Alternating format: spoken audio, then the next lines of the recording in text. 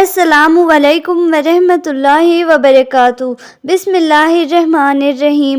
رمضان میں قرآن پاک کی تلاوت کرتے ہوئے یہ ایک غلطی بالکل بھی نہ کرے۔ ہر مسلمان بھائی بہن رمضان شریف میں قرآن پاک کی تلاوت جو کو شوق سے کرتے ہیں، مگر 3 غلطیاں زیادہ تر لوگ کرتے ہیں، جس کی وجہ سے بجائے ثواب کمانے کے انسان گناہ کا حقدار بن جاتا ہے۔ بھائیوں اور بہنوں، قرآن مجید دنیا میں موجود سب کتابوں سے زیادہ افضل اور برکت والی مقدس کتاب ہے۔ حدیث میں آتا ہے کہ جس نے کتاب اللہ کا ایک حرف پڑھا اس کے لیے 1 نیکی ہے، اور 1 نیکی کا اجر اس طرح کی 10 نیکیوں کے برابر ہوتا ہے۔ میں نہیں کہتی کہ الف لام میم ایک حرف ہے، بلکہ الف ایک حرف ہے، لام ایک حرف ہے اور میم ایک حرف ہے۔ دین اسلام میں نماز کے بعد تلاوت قرآن کو ایک ممتاز حیثیت حاصل ہے۔ وہ یہ کتاب ہے کہ جس کے ذریعے سے دین اسلام سب مسلمانوں تک پہنچایا گیا ہے۔ قرآن پاک اللہ تعالیٰ کی آواز ہے۔ اللہ پاک اپنے بندے کو جو پیغام پہنچانا چاہتا تھا، ان سے جو بات کرنا چاہتا تھا، اس نے قرآن پاک کی صورت میں وہ بات ہم سے کر لی ہے۔ اللہ پاک نے ہم انسانوں کو اپنی عبادت کے لیے اس دنیا میں بھیجا ہے اور اس کے لیے کچھ رولز اور ریگولیشن مقرر کیے ہیں، اور ان رولز اور ریگولیشن کو اللہ پاک نے قرآن پاک کی شکل میں ہم تک پہنچایا ہے۔ حضور پاک صلی اللہ تعالیٰ علیہ وسلم پر آغاز نبوت سے قرآن مجید نازل ہونا شروع ہوئی، جس کی ابتدا ماہ رمضان میں لیلۃ القدر سے شروع ہوئی، جیسے کہ اللہ تعالیٰ کا فرمان ہے، یقیناً ہم نے اسے لیلۃ القدر میں نازل کیا۔ محترم ناظرین، قرآن پاک اور رمضان میں کئی باتیں مشترک ہیں، جیسے کہ اللہ تعالیٰ فرماتے ہیں کہ یہ کتاب ایسی ہے کہ اس میں کوئی شک نہیں ہے، یہ ہدایت ہے متقی یعنی اللہ تعالیٰ سے ڈرنے والوں کے لیے۔ اسی طرح سے اللہ تعالیٰ فرماتے ہیں، اے ایمان والو، تم پر روزے فرض کیے گئے ہیں جس طرح سے تم سے پہلے لوگوں پر فرض کیے گئے تھے تاکہ تم متقی بن جاؤ۔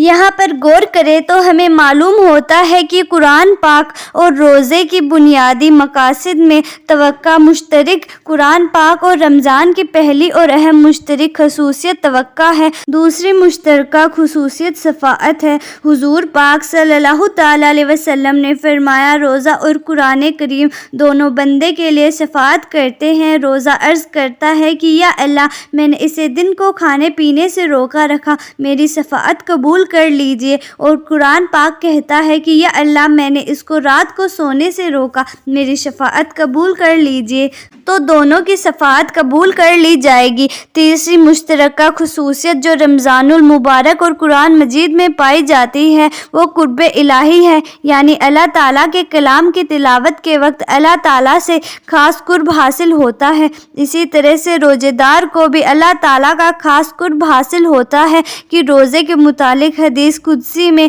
اللہ تعالیٰ کا ارشاد ہے کہ میں خود ہی روزے کا بدلہ ہوں۔ بھائیوں اور بہنوں، رمضان المبارک کا مقدس مہینہ آنے والا ہے۔ اس مہینے میں قرآن مجید کی تلاوت کا شوق ہمارے اندر پہلے سے ہی ہو جاتا ہے۔ رمضان شریف میں شروع ہوتے ہی ہر مسلمان محبت اور خلوص سے قرآن مجید پڑھتا ہوا نظر آتا ہے۔ رمضان کے مہینے میں روزے کے بعد جو سب سے زیادہ اہم عبادت ہے وہ قرآن مجید کی تلاوت ہے، لیکن تلاوت قرآن مجید کے وقت کچھ باتوں کا خیال رکھنا بہت ضروری ہے۔ کہیں ایسا نہ ہو کہ قرآن مجید زیادہ پڑھنے کے چکر میں ہم وہ غلطیاں کر بیٹھیں جس سے ہمیں ثواب تو دور کی بات بلکہ قرآن پڑھنا ہمارے لیے وبال نہ بن جائے۔ جب ہم زیادہ سے زیادہ قرآن پاک کی تلاوت کرتے ہیں تو اس سے زیادہ پڑھنے کے چکر میں ہم قرآن پاک کو صحیح طرح سے نہیں پڑھ رہے ہوتے۔ ہم قرآن مجید کو جلدی زیادہ پڑھنے کے چکر میں الفاظ کی ادائیگی صحیح طرح سے نہیں کرتے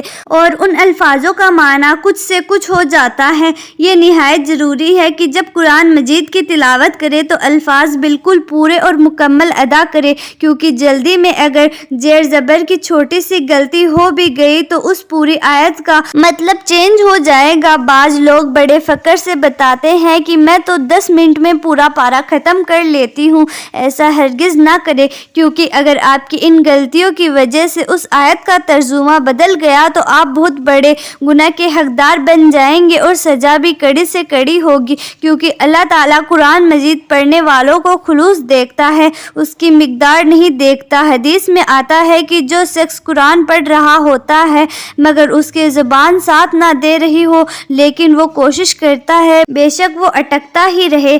اللہ کے نبی حضور صلی اللہ تعالیٰ علیہ وسلم نے ارشاد فرمایا کہ اس اٹکنے والے کو دگنا اجر ملتا ہے، جیسے کہ ارشاد ہے کہ میرے حبیب قرآن کو وقوف اعراب تمام کیفیت کے ساتھ خوب ٹھہر ٹھہر کر پڑھا کرو، ہم ان قریب آپ پر ایک بھاری فرمان نازل کریں گے۔ قرآن مجید کو صاف آواز میں پڑھنا چاہیے۔ اکثر لوگ قرآن تو پڑھتے ہیں لیکن ہونٹ نہیں ہلتے کہ قرآن مجید کو آپ دل ہی دل میں پڑھ رہے ہو، لیکن وہ قرآن مجید کی تلاوت نہیں کہلائے گی۔ یہ اس طرح سے ذکر و اذکار کیا جاتا ہے، اسی لیے جب آپ قرآن مجید پڑھ رہے ہوں چاہے آہستہ آہستہ پڑھیں یا چاہے تو آپ زور سے پڑھیں، مگر لفظوں کی ادائیگی آپ کی زبان سے ہونی ضروری ہے، جیسے کہ قرآن پاک میں ارشاد ہے، اور قرآن پاک کو ہم نے جدا جدا کر کے اتارا تاکہ آپ اسے لوگوں پر ٹھہر ٹھہر کر پڑھیں، اور ہم نے اسے رفتہ رفتہ حالات اور مصالحت کے مطابق ترتیل اتارا۔ نمبر 3، قرآن مجید کا بظاہر تو کھلا ہوا ہے لیکن نہ تو آپ کے ہونٹ ہل رہے ہیں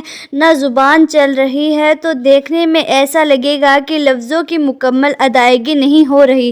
اکثر لوگ ہونٹ بالکل بند رکھتے ہیں، ہونٹ حرکت نہیں کر رہے ہوتے ہیں، بس نظروں سے پڑھ رہے ہوتے ہیں کہ بس لائنوں پر نظریں چل رہی ہوتی ہیں، تو یہ قرآن مجید کو صرف دیکھنا ہے، تلاوت کرنا نہیں کہلائے گا۔ یا ہم یوں کہہ سکتے ہیں کہ قرآن مجید دل سے پڑھا جا رہا ہے، اس میں قرآن مجید کو دیکھنے کا ثواب تو ملے گا، دل ہی دل میں قرآن مجید پڑھنے کا ثواب بھی مل سکتا ہے، لیکن قرآن مجید کو پڑھنے کا جو اصل ثواب ہے وہ آپ کو حاصل نہیں ہوگا۔ اسی لیے اگر آپ آہستہ آہستہ سے بھی قرآن پڑھ رہے ہیں تو زبان سے دھیمی دھیمی آواز میں لفظوں میں اس کی ادائیگی ضرور کریں۔ تو یہ ہیں یہ غلطیاں جو ہم میں سے بہت سارے لوگ قرآن مجید کی تلاوت کرتے وقت یہ غلطیاں کرتے ہیں جو ہمیں بالکل بھی نہیں کرنی چاہیے۔ حضرت ابو ہریرہ رضی اللہ تعالیٰ عنہ بیان کرتے ہیں کہ رسول پاک صلی اللہ تعالیٰ علیہ وسلم کے ساتھ حضرت جبرائیل علیہ السلام نے سال میں ایک دفعہ قرآن مجید کا دور کیا کرتے تھے، لیکن جس سال آپ صلی اللہ تعالیٰ علیہ وسلم کا وسیلہ مبارک ہوا اس سال 2 مرتبہ دور کیا۔ پہلے آپ صلی اللہ تعالیٰ علیہ وسلم ہر 10 سال روز اتفاق فرمایا کرتے تھے، لیکن جس سال آپ صلی اللہ تعالیٰ علیہ وسلم کا وسیلہ ہوا اس سال 20 روز اتفاق فرمایا۔ حضرت عائشہ صدیقہ رضی اللہ تعالیٰ عنہا فرماتی ہیں کہ حضرت فاطمہ زہرا رضی اللہ تعالیٰ عنہا تشریف لائی تو ان کا چلنا حبیب حضور پاک صلی اللہ تعالیٰ علیہ وسلم کی طرح تھا۔ فرمانے لگی کہ میں حضور پاک صلی اللہ تعالیٰ علیہ وسلم کے روز ظاہر نہیں کر سکتی۔ جب حضور نبی کریم صلی اللہ تعالیٰ علیہ وسلم کا وصال ہو گیا تو میں نے ان سے اس بارے میں پھر پوچھا تو انہوں نے جواب دیا کہ جبرائیل علیہ السلام ہر سال میرے ساتھ ایک دفعہ قرآن مجید کا دور کیا کرتے تھے، لیکن اس سال 2 مرتبہ کیا ہے، تو میرا خیال یہی ہے کہ میرے موت کا وقت آ پہنچا ہے اور میرے گھر والوں میں سے تم ہو جو سب سے پہلے مجھ سے آ ملو گی۔ اس بات نے مجھے رلا کر رکھ دیا۔ پھر نبی کریم صلی اللہ تعالیٰ علیہ وسلم نے فرمایا کہ کیا تم اس بات پر راضی نہیں ہو؟ تو تمام جنتی عورتوں کی سردار بن چکی ہو۔ تو اس بات پر میں ہنس پڑی۔ حضرت ابو ہریرہ رضی اللہ تعالیٰ عنہ سے روایت ہے کہ رسول پاک صلی اللہ تعالیٰ علیہ وسلم نے ارشاد فرمایا، حسد تو بس 2 آدمیوں سے ہی کرنی جائز ہے۔ پہلا وہ شخص جسے اللہ تعالیٰ نے قرآن پاک پڑھنا اور سمجھنا سکھایا ہو تو وہ رات اور دن کے اوقات میں اس کی تلاوت کرتا ہے، اس کا پڑوسی اسے قرآن پاک کی تلاوت کرتے ہوئے سنتا ہے تو کہہ اٹھتا ہے کہ کاش مجھے بھی اس کی مثال قرآن عطا کیا جاتا تو میں بھی اسی طرح سے عمل کرتا جس طرح سے یہ کرتا ہے۔ اور دوسرا وہ شخص جسے اللہ تعالیٰ نے مال بخشا ہے اور وہ اسے اللہ تعالیٰ کی راہ میں خرچ کرتا ہے، ایک شخص اسے دیکھ کر کہتا ہے کہ کاش مجھے بھی اللہ پاک اتنا مال عطا کرتا تو میں بھی اسی طرح سے عمل کرتا جس طرح سے یہ کرتا ہے۔ حضرت عبداللہ بن عباس رضی اللہ تعالیٰ عنہ بیان کرتے ہیں کہ حضور صلی اللہ تعالیٰ علیہ وسلم سب لوگوں میں سے زیادہ سخی تھے، اور رمضان میں جب حضرت جبرائیل علیہ السلام سے ملاقات ہوتی تھی تو آپ صلی اللہ تعالیٰ علیہ وسلم کی سخاوت اور بڑھ جاتی تھی۔ وہ رمضان کی ہر رات میں آپ صلی اللہ تعالیٰ علیہ وسلم سے ملاقات کرتے تھے اور آپ صلی اللہ تعالیٰ علیہ وسلم کے ساتھ قرآن پاک کا دور کرتے تھے۔ حضور پاک صلی اللہ تعالیٰ علیہ وسلم احسان کرنے میں تیز ہوا سے بھی زیادہ سخی تھے۔ ایک اور جگہ حضرت ابو ہریرہ رضی اللہ تعالیٰ عنہ بیان کرتے ہیں کہ حضور پاک صلی اللہ تعالیٰ علیہ وسلم حجرے مبارک سے باہر تشریف لائے تو دیکھا کہ رمضان المبارک میں لوگ مسجد میں ایک گوشہ میں نماز پڑھ رہے تھے۔ آپ صلی اللہ تعالیٰ علیہ وسلم نے دریافت فرمایا، یہ کون ہے؟ عرض کیا گیا، یہ وہ لوگ ہیں جنہیں قرآن پاک یاد نہیں۔ حضرت ابی بن کعب نماز پڑھتے ہیں اور یہ لوگ ان کی ابتدا میں نماز پڑھتے ہیں تو نبی کریم صلی اللہ تعالیٰ علیہ وسلم نے ارشاد فرمایا، انہوں نے درست کیا اور کتنا ہی اچھا عمل ہے جو انہوں نے کیا ہے۔ دعا ہے کہ اللہ پاک ہم سب مسلمانوں کو اس رمضان شریف میں قرآن مبارک کو سمجھ کر پڑھنے اور اس پر عمل کرنے کی توفیق عطا فرمائی ہے، آمین۔